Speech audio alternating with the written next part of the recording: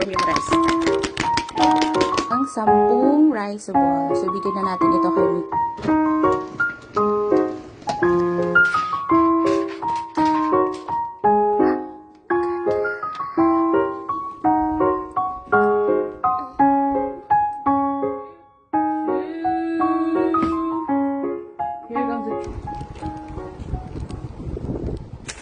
Hi guys! Konnichiwa! So ayan, magla-live update tayo kasi medyo matagal-tagal na rin akong hindi nakapag-vlog at hindi nakapag-update sa ating live dito sa Japan kasi sobrang busy talaga at sobrang hirap talaga mag-edit at mag-voice over kapag meron kang mga bulilit. May mga time naman ako na nakakapag-relax or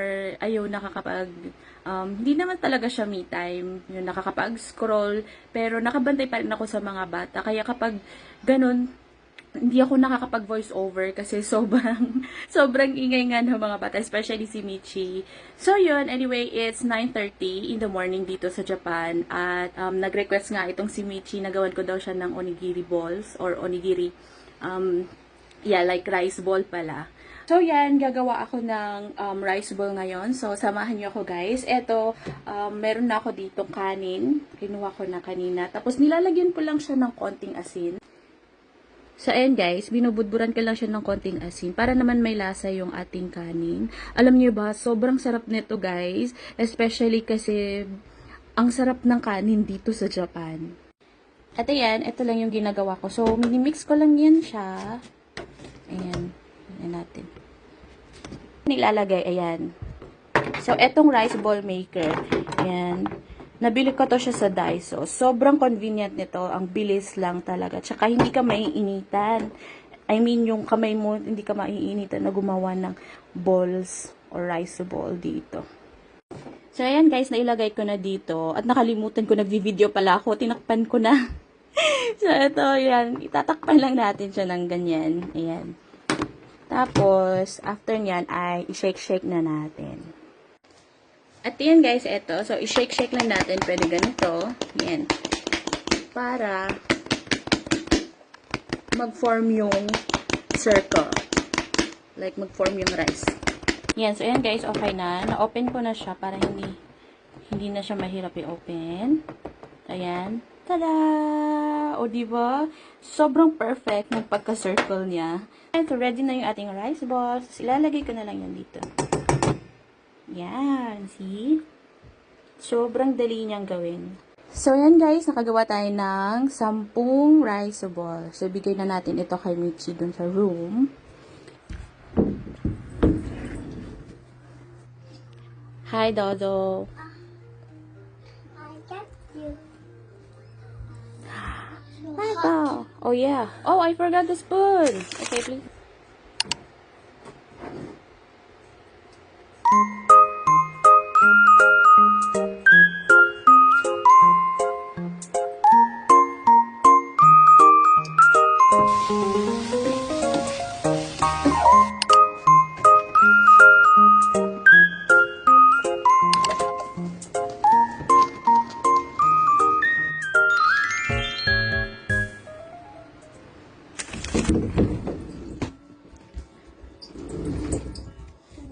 So, yun guys. Grabe, fast to forward. Kakatapos ko lang maligo.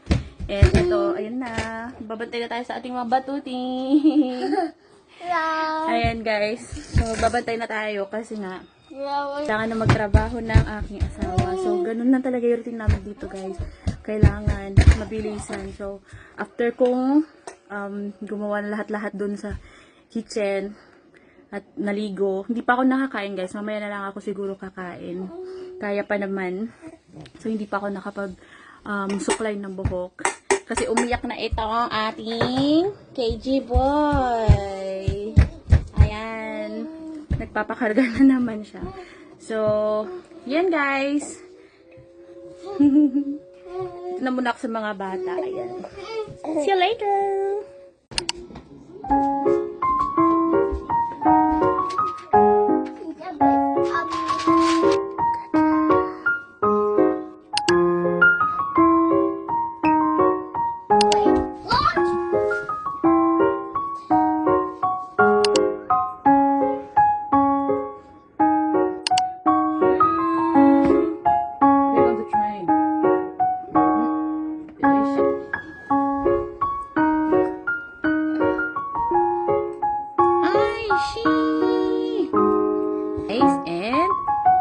Push.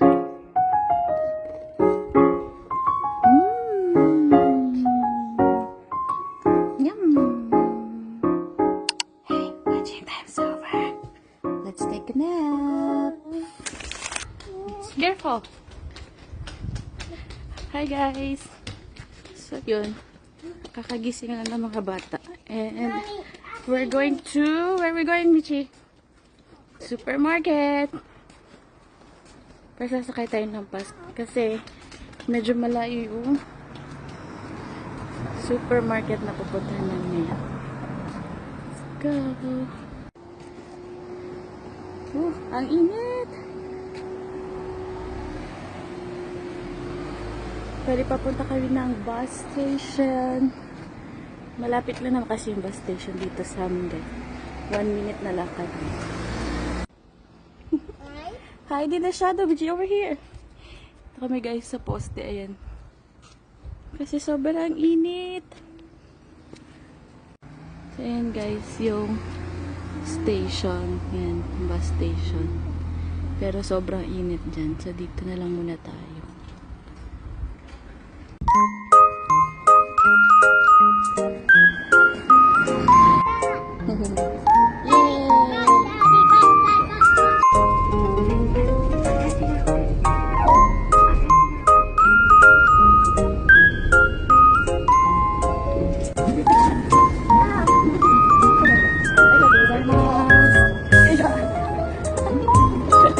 Stop!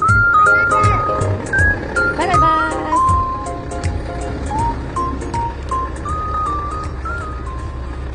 So yun guys, bumaba na kami sa station. Usually, dati, nilalakad lang po namin. Kasi hindi naman siya masyadong hindi naman siya masyadong malayo. Kaso nga lang ngayong summer, sobrang init kapag naglalakad. Especially pag, ayan, may mga bata. So, nag-bus lang kami. At hindi naman masyadong kamahalan yung bus namin guys. Mga 100 yen lang. Tapos, yung bus, kaso nga lang yung bus once in, anong tawag dyan? Every hour lang. So, isang bus lang kada oras. Kaya kapag na-miss mo yung isang bus, mag-aantay ka pa na isang oras bago ka makasakay ulit. So, yun. Kaya maglalakad lang kami ng konti papunta sa supermarket. So, ayan guys, kung nakikita nyo yung, ayan, yung blue tsaka red. Ayan, dyan tayo pupunta.